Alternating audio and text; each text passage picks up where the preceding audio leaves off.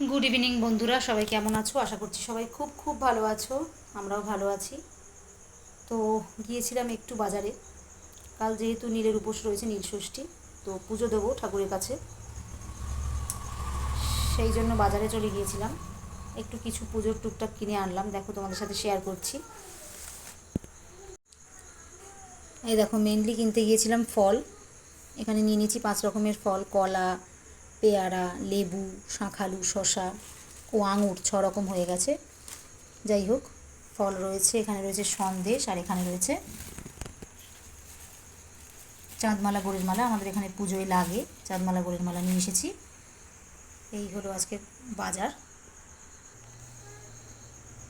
আর রান্নাঘরের জন্য আমি এনেছি এই হাফ ট্রে মতো ডিম। এই 12খানা ডিম আছে এর মধ্যে। ডিম রয়েছে, আর এখানে আছে গোবিন্দভোগের চাল।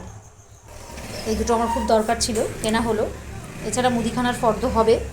মুদিখানার ফর্দটা কালকে পাঠানো হবে দেওরের দোকানে, ওগুলো আনা হবে। আর এই দেখো বাসন কোসনের অবস্থা। বাসন কোসন সমস্ত এভাবে রয়েছে, কিছুই গুছানো হয়নি, সব এলোমেলো রয়েছে।